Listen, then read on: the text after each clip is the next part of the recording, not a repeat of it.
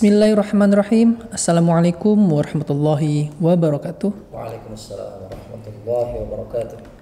Kembali lagi bersama saya Wendy di channel YouTube Banten Podcast. Kali ini kita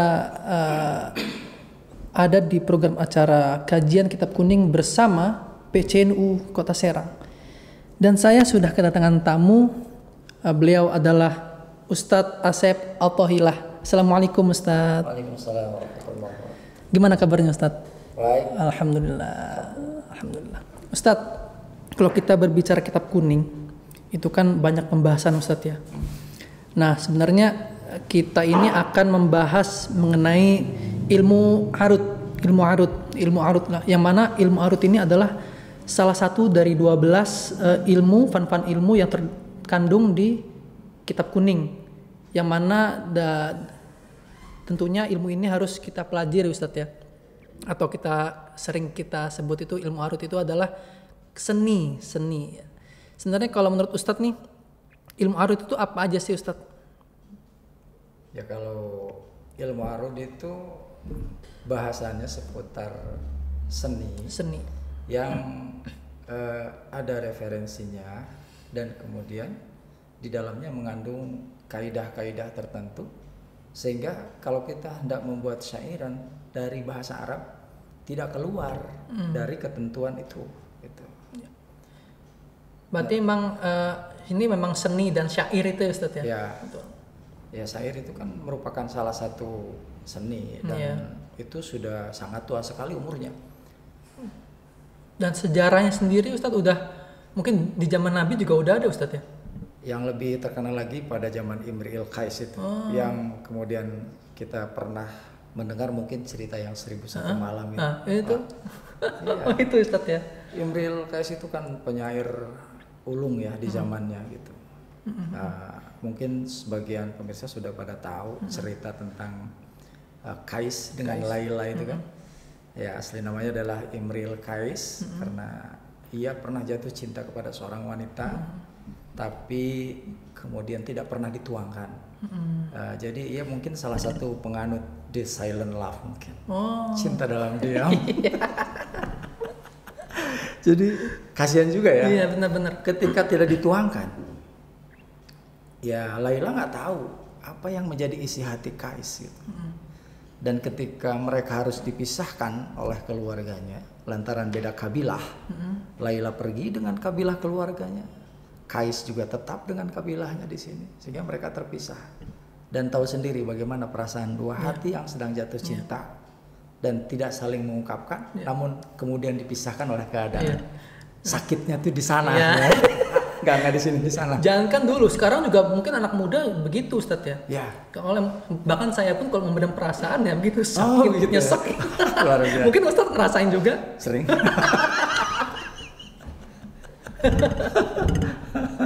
Luar biasa. Emang Kitab Kuning ini sebenarnya emang terus berkembang Ustadz ya, nggak stagnan jadi setiap tahun pasti ada perkembangan yang diperbarui Ustadz dari Kitab Kuning ini Ustadz. Mungkin dari cara menyampaikannya gitu, cara merefleksikannya gitu. Itu aja sih perkembangannya. Pada dasarnya ya tetap aja Kitab Kuning itu. Karena memang mu'alif daripada kitab itu sendiri ya sejak guru kita Al-Alim Al-Alamah Syekh Nawawi Tanara itu beliau adalah merupakan generasi ulama terakhir yang mengarang kitab gitu. Setelah itu nggak ada lagi. Nggak ada lagi Ustadz ya? Kalau ya. Itu yang Nusantara ya Ustadz ya? Maksudnya di Banten sendiri itu ya? Orang Banten namun mendunia. Luar biasa. Beliau dimakamkan di Mahla di sana. Padahal orang Banten Ustadz. Orang Banten itu luar biasa sekali. Makanya kita sebagai orang Banten kalau kemudian kurang mengenal Kitab Kuning, menurut saya ketinggalan. Gitu ya. Dan ketika kita sebagai orang Banten yang ulama Bantennya sudah mendunia, terus mengenal Kitab Kuning secara sempit hanya seputar ibadah, sholat, wudu misalkan, itu sangat ketinggalan sekali. Karena ketika kita masuk ke dalamnya menggali sedalam apa Kitab Kuning itu, pelajarannya, wawasannya dan lain sebagainya, itu ternyata sangat luar biasa sekali. Luas Ustadz ya? Luas sekali. Sehingga ya seperti yang kita bahas pada hari ini, seni. Ya, seni di dalam kitab kuning itu ada. Salah satunya yaitu Fan Arud. Ya, yang kemudian dikaryakan dalam kitab yang bernama Irsyadus Syafi'i atau matanya Mukhtasar Syafi'i. Nah, itu isinya ilmu arud. Isinya tadi itu ya. Ilmu arud itu ya. Nah, sebenarnya isinya tuh apa aja sih Ustaz di dalam ilmu arud ini? Kalau yang saya pelajari itu isinya ada penjelasan seputar bagaimana membuat syairan itu, kemudian harus kita nanti akan ikut ke bahar yang mana. Jadi di dalam kitab arud itu ada atau dalam Fan Arud itu ada 16 bahar. Namanya bahar ya. Namanya bahar sebetulnya itu mode lagu ya. Mode lagu. Ya, 16 bar itu mode ya. 16 bar itu mode lagu yang nanti kita mau ke yang mana gitu. Membuat syairan ini apakah mau ke mode bahar tawil misalkan atau ke bahar madid gitu. Atau ke bahar wafir atau ke bahar rojas dan bahar bar. Itu beda-beda Ustaz ya. Itu beda-beda. Ya, salah satunya lah saya akan jelaskan di sini. Misalkan yang pertama itu adalah namanya bahar tawil. Bahar tawil. Ya, bahar tawil. Bukan berarti tawil itu artinya panjang ya. Enggak. Itu nama aja. Namanya bahar tawil. Kemudian oleh ulama arud itu diberi rumus untuk mudah menghafalnya itu dengan to'ab. To'ab itu apa Ustaz? To-a-b. Ya. To-a-b. Apa itu Ustaz? To itu artinya tawil. Tawil. Baharnya namanya. Singkatan. Kemudian alifnya isyarah kepada asobat. B-nya bisah maiha. Maksudnya apa? Ya. Kalau untuk pemula dan atau belum yang kenal sama sekali mungkin akan apa sih gitu kan? Ya saya juga nanya apa sih? Ya maksudnya itu gitu. Apa sih gitu kan? Ya tapi baik saya jelaskan sedikit mudah-mudahan bisa difahami. Asobat bisa maiha. Kata asobat sendiri diawali dengan hamzah alif. Ya. Kemudian bisa maiha diawali dengan ba. Itu bukan sembarang mengawali, tapi mengandung arti gitu loh. Karena di dalam hitungan Arab ada istilah abjad. Ya. Abajadun, hawazun, hatoyakun lamunun, sa'afasun korosun, tasahudun, dodokun. Itu. Jadi alif itu nilainya 1. Nomor 1. Kemudian B nomor 2. Berarti to'ab. Bahar tawil ini namanya tawil. Ya. Kemudian terdiri dari wazan ke-1 dan wazan ke-2. Yaitu fa'ulun, mafa'ilun, asobat, bisah maiha. Dan itu diulang, asobat bisah maiha, asobat bisah maiha. Itu satar awal namanya. Kemudian satar saninya sama juga, asobat bisah maiha, asobat bisah maiha. Dipakai wazannya, faulun mafailun, faulun mafailun, faulun mafailun, faulun mafailun. Kan sepintas lalu apaan sih? Faulun sih, faulun mafailun, yaitu memang aslinya wazan yang digunakan pada bahar tawil itu adalah faulun mafailun. Itu wazan nomor 1 dan nomor 2. Tapi ketika kita mau diadopsi, mengadopsi lagu lain, masuk ada sebetulnya. Ada Ustaz ya? Seperti lagu-lagu anak. Contohnya? Yang paling populer apa coba? Di antaranya lagu anak itu. Ada kan balonku ada 5. Oh iya. Coba kalau kita masukin notnya. Faulun mafailun, balonku ada 5. Iya. Faulun mafailun, rupa-rupa warnanya. Kan bisa itu. Ya, bisa. Atau sebaliknya, faulun mafailunnya diikutkan kalau ke sana. Balonku ada 5, gitu kan? Faulun mafailun, Bagaimana tidak luas gitu. Iya, luas Ustaz. Iya. Itu baru satu syair ya Ustaz ya? Itu baru satu syair, satu judul yang ada di dalam ilmu arud namanya Bahrul Tawil. Bahrul Tawil tadi. Ya, iya. Luar biasa. Masih ada 15 lagi itu. Nih Ustaz, saya potong. Sebenarnya Ustaz ini suaranya bagus. Apa dulu yang penyanyi apa gimana Ustaz? Ya nggak harus penyanyi lah. Yang bagus itu nggak harus penyanyi. Yang penting suaranya dirawat. Iya. Kalau saya dirawat suaranya. Ya, gimana rawatnya Ustaz? Cara merawatnya, jangan makan gorengan sama penggorengannya. Rusak suaranya. Ya, lanjut Ustaz. Siap. Isi yang kedua, maksudnya ilmunya selanjutnya selain Bahrul Tawil. Selain Bahrul Tawil, kalau yang biasa sering digunakan di dalam kitab-kitab kuning itu diantaranya Bahrojaz. Bahrojaz. Ya, selain Bahrul Tawil. Karena apa? Bahar-bahar yang mudah, kemudian dan juga enak gitu loh. Karena ulama dalam menyampaikan ilmunya, dalam mengestafetkan ilmunya kepada para santri, para umat ini, yaitu ada yang dengan narasi, naskah, ya kalimat-kalimat biasa ya narasinya gitu. Ada juga yang dengan syairan gitu. Kadang-kadang kitab-kitab yang sulit itu biasanya digunakan disampaikan dengan menggunakan syairan. Yeah. Kenapa? Biar enggak gabut gitu loh. Iya benar. Ya, biar enggak gabut. Jadi contoh lah, ada namanya kitab Jauhar Maknun. Itu dikarang oleh Syekh Abdurrahman Al-Akhdari. Itu ketika menerangkan suatu suatu hukum tentang ilmu balaghah, beliau kadang-kadang membawakan syair-syair Imri'il Qais itu, Qais Waila itu. Ya, seperti yang salah satunya pernah saya ingat itu ini, Hawaya ma'arrok bil Yamani namus hidup, itu salah satunya. Itu salah satunya. Kemudian kita ke bahar selanjutnya, yaitu Bahrojaz, bahar yang sering digunakan di dalam kitab-kitab yang dikaji di Indonesia khususnya.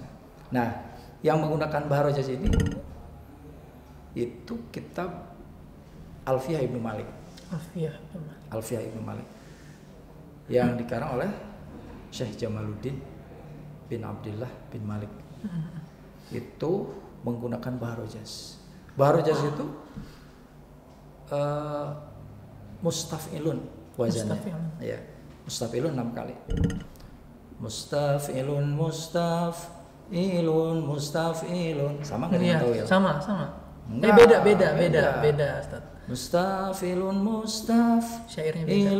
Mustaf'ilun. Beda kan? Iya, beda. Nah, ini karena memang wazan dan lagunya sangat familiar, kemudian dan mudah dilakukan, mudah dinyanyikan, sehingga banyak digunakan.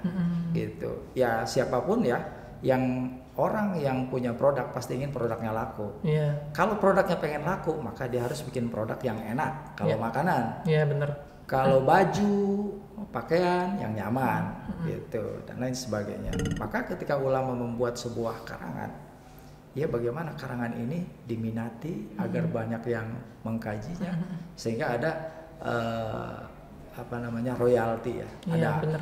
pahala yang terus mengalir kepada pengarang, kepada musannif meskipun beliau telah wafat gitu. Ini Bahrojaz ini luar biasa sekali. Alfiyah yang berjumlah 1000 bait itu semua menggunakan Bahrojaz, Alfiyah Ibnu Malik itu. Luar biasa. Dan lagunya itu kayak tadi. Tapi kalau saya lagi ngajar-ngajar di pondok gitu, saya kadang-kadang kasih lagu yang agak barbar sih. Barbar tuh kayak gimana maksudnya Ustaz? Maksudnya tidak kalem gitu, tidak kayak ngaji gitu lagunya. Kalau kayak ngaji kan gini. Qala Muhammadun huwa ibnu maliki Ahmadu rabbillah khaira maliki musalliyan ala nabiyil mustafa wa alihil mustakmilina syarafa. Itu kan ngaji banget.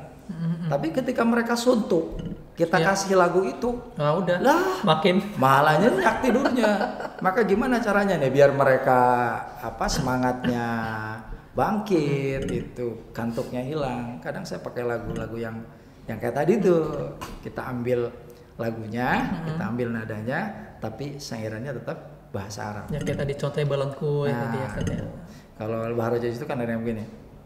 Mustafilun, mustafilun, mustafilun, mustafilun, mustafilun, mustafilun. Kayak dangdut Ustaz ya. Qala Muhammadun huwa ibnu Maliki Ahmadu Rabbillah khairu maliki musallian ala nabi il Mustafa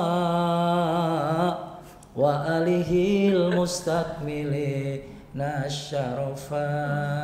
Kalau untuk mengawalinya biar mereka hafal lagunya, diambil dulu lagu aslinya. Akhirnya ku terperangkap dalam duka. Seperti itu. Iya Ustaz. Bener. Tapi emang ini luar biasa Ustaz ya, maksudnya dari ilmu arut aja bercabang lagi ada ilmu-ilmu lainnya Ustaz ya. Ada. Luar biasa. Di antaranya ada ilmu qafiyah. Tapi bukan qafiyah yang ini. Iya, bukan ini kopi. Ada namanya ilmu qafiyah. Ilmu qafiyah. Jadi untuk mengetahui apakah syairan ini termasuknya syairan yang cacat atau bukan. Gitu. Jadi ada seleksinya juga. Ada seleksinya ya. Itu ilmu ini, qafiyah ini. Ilmu qafiyah. Yang menyeleksi ini Ustaz ya. Iya. Kadang kalau antara syairan pertama dengan syairan kedua ada keterkaitan lafaz padahal maknanya beda, itu bisa jadi aib. Bisa jadi cacat gitu. Iya, benar. Ya seharusnya satu bait itu sudah selesai gitu loh. Lafadznya selesai, kemudian kandungannya selesai. Kalau misalkan kemudian kandungannya terbawa ke sepotong berikutnya, itu dalam ilmu qafiyah disebutnya cacat gitu. Kemudian juga untuk mengetahui huruf-huruf akhirnya. Sok aja lihat. Rata-rata ilmu syairan yang berbahasa Arab itu ujungnya kadang-kadang sama. Qala Muhammadun huwa ibnu Maliki, apa ujungnya? Ki. Ahmadu Rabbillah khairu maliki. Iya. Oke. Musallian ala nabiyil Mustafa, apa ujungnya? Fa. Wa alihil mustakmilina syarafa. Ya enggak? Iya benar. Memang tertata Ustaz ya. Iya, tertata. Meskipun saya nggak mengerti Ustaz, ketika mendengarkan syair-syair ini nih ngerasa enak didengarnya Ustaz. Pasti. Apalagi nyanyinya Ustaz gitu. Nah Ustaz, sebenarnya kalau lihat musik atau seni di Indonesia sekarang Ustaz, menurut Ustaz tuh gimana Ustaz? Dari mananya nih? Dari mungkin artinya, mungkin dari syairnya sendiri Ustaz. Kalau ya campur-campur sih ya. Kalau di Indonesia ini karena memang kita bineka tunggal ika. Ya, masyarakatnya majemuk dengan berbagai adat dan suku. Lagunya juga masing-masing.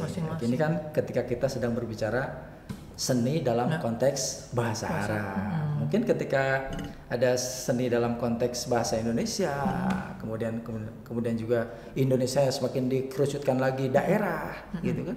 Mungkin ada seni khas Toraja, ada seni khas Sulawesi, ada seni khas Batak, ada seni khas Sunda.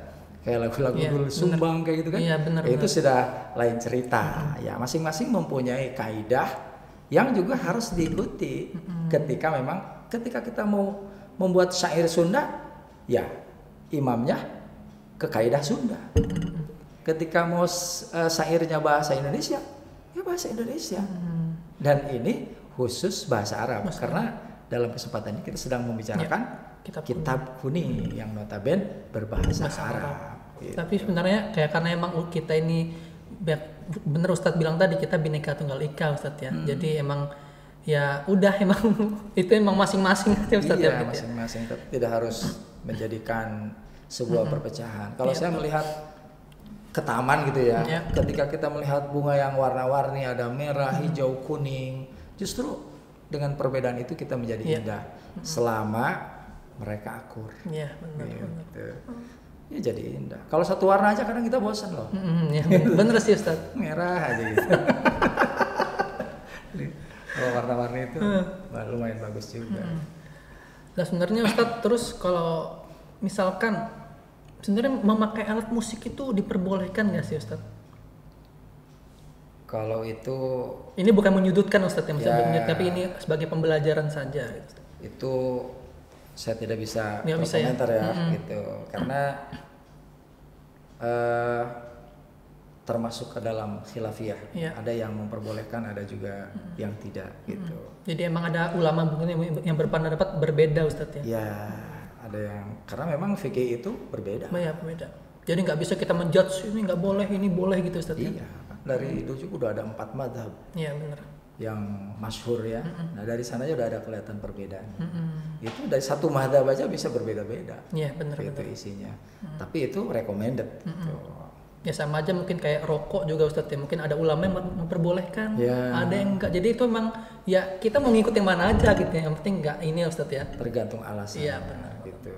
Selama itu tidak tidak berkaitan dengan akidah. Kalau akidah kan sudah paten. Iya, ya benar Ustadz. Memang kalau fikih itu ya banyak Ustadz ya. Jadi kita nggak bisa satu aja, yang lainnya didiskriminasi nggak bisa Ustadz ya. Ngoprek aurat aja susah. Iya benar. Itu aurat itu wa auratul rajuli ma baina surrati warukbati, bahasanya seperti itu narasinya. Aurat laki-laki itu adalah yang terdapat di antara pusar dan dengkul. Iya. Loh di mana? Ya kan? Iya benar. Pusar dan dengkul. Apakah dengkulnya atau pusarnya atau apanya saja? Nah di sana kan akan menjadi khilafiyah gitu loh. Luas lagi Ustadz pembahasannya. Luas lagi pembahasannya. Bahasanya kan mabaina surati warukbati. Gitu. Apakah lutut itu kemudian menjadi aurat? Apakah pusar itu kemudian menjadi aurat? Ataukah keduanya itu cuma batasan aurat saja? Iya benar. Gitu. Ya, betul. Itu semakin ini kita melebar. Menarik sebenarnya Ustadz kalau kita bisa melebar-lebar ini. Ya, itulah kitab kuning. Karena yang kita lakukan di dunia ini ya ada di dalam kitab kuning, diatur juga Ustadz ya. Insya Allah ada. Cuma kita kadang-kadang kurang menggalinya. Kadang-kadang teman kita kurang banyak. Iya benar. Terbang kita kurang jauh. Iya. Bahkan saya juga yang kurang jauh Ustadz. Ngopinya kurang pahit. Nah Ustadz, kita kembali ke ilmu arut. Tadi kita sudah membahas tentang barojah, ilmu barojah, terus ilmu bartawil. Apa lagi Ustadz selain itu? Ada bahar hajaz gitu. Bahkan itu sering digunakan di banyak event-event ya.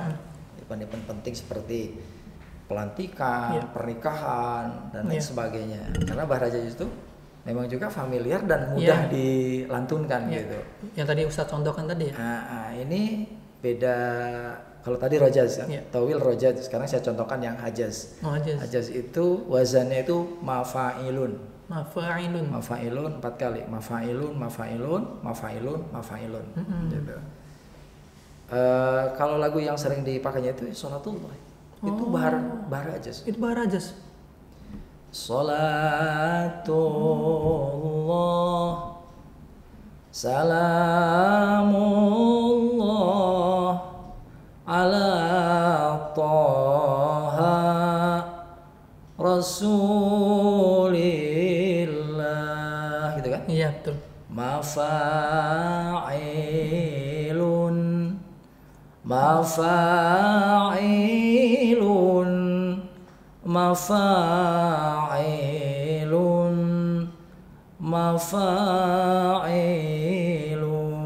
Sholatullah itu. Iya, kemudian lagunya jadi banyak. Iya benar. Itu gaya Muammar kan. Iya benar.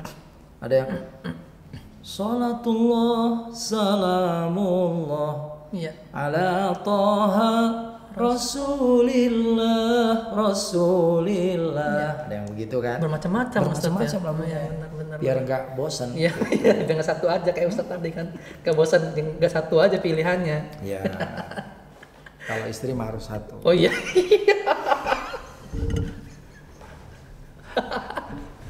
Ya Ustadz. Sebenarnya kalau kita membahas tadi itu waktu kita nggak bakal cukup nih Ustadz. Betul. Ya karena yang Ustadz bilang tadi ada 12 Ustadz ya? 16 ya? 16. Kita tadi baru berapa Ustadz? Baru 3 lah ya? Masih ada banyak banget Ustadz. Bahar Munsare, Bahar Mutadarik, Bahar Mutakorob, Bahar Mudori, Bahar Khopib. Banyak. Nah Ustadz, sebenarnya apa sih faedah-faedahnya Ustadz untuk faedah-faedahnya mempelajari ilmu arut ini Ustadz? Oh, banyak sekali. Di antaranya kita tahu mana ini syairan dan mana yang bukan syairan. Sehingga dengan mempelajari ilmu arut, kita tahu bahwa Al-Quran itu bukan syairan. Dulu Nabi kita Nabi Muhammad SAW sering dituduh oleh musuh-musuhnya bahwa Al-Quran itu syairan maksudnya. Bahwa Al-Quran itu lagu katanya. Coba aja lu lihat gitu kan bahasanya. Itu wadduha wal laili idza saja ma watta'aka rabbuka wa ma qala walal akhiratu khairul laka minal ula. Ujungnya kan semua gitu kayak syairan. Sehingga mereka menuduh itu sebagai syairan. Kenapa? Karena mereka tidak belajar kitab kuning yang namanya ilmu arut. Kalau mereka belajar mah enggak. Nah, dengan mempelajari kitab arut ini yang isinya adalah arut yang isinya bahar-bahar, maka kita tahu bahwa Al-Quran itu bukan syairan. Gitu. Beda-beda sekali. Beda definisi, kemudian juga beda kaidah-kaidah. Beda. Itu berarti Ustaz itu ya. Faedah-faedahnya kita mempelajari ilmu. Jadi penting banget Ustaz sebenarnya Ustaz ya. Biar kita nggak mencampur adukan Al-Quran dan syairan. Oh ini syairan, ini Quran, kita beda gitu. Sehingga nggak ikut-ikutan orang dulu lah. Orang jahiliyah gitu. Apa itu syairan katanya. Ya itulah mungkin salah satu pentingnya kita mempelajari ilmu arut. Ya kita biar nggak salah Ustaz mengartikan Al-Quran sendiri Ustaz ya. Ya biar jangan salah menuduh, salah menggolongkan ya. Nah Ustadz terakhir nih mungkin Ustadz nih untuk closing statement Ustadz, bisa nggak Ustadz kasih kita pandangan terhadap kitab kuning ini Ustadz? Nasihat mungkin Ustadz? Ya sudah saatnya sih sebetulnya kita menggali kitab kuning, bahkan seharusnya dari dulu. Gitu. Karena seperti ada upaya memisahkan kitab kuning dari ilmu pengetahuan. Padahal kitab kuning itu sendiri adalah isinya ilmu pengetahuan. Jadi ada peribahasa yang mengatakan begini, tak kenal maka tak sayang. Jadi bagaimana kita bisa mencintai kitab kuning? Bagaimana kita akan bisa merasakan hangatnya pelukan kitab kuning tanpa kita pernah mengenalnya dan tanpa kita pernah dekat dengannya. Luar biasa. Ustadz, sebelumnya saya berterima kasih Ustadz sudah mau datang ke Tempat Podcast untuk memberikan sedikitnya ilmu dan informasi terkait ilmu arut ini Ustadz. Yang bahkan mungkin saya harus banyak belajar juga ke Ustadz nih. Kita dari 16 pembahasan tadi baru 3 Ustadz. Baru 3, iya. Masih ada 13 lagi. Masih ada 13 lagi belum membahas. Mungkin nanti lain kali Ustadz, mungkin saya ke rumah Ustadz atau yayasan Ustadz gitu. Monggo diantos ke sumpingan anak. Ngopi. Siap. Oke, teman-teman Batu Podcast, sekian pembahasan mengenai ilmu arut bersama Ustadz Asep Athaillah. Kurang lebih mohon maaf. Assalamualaikum warahmatullahi wabarakatuh.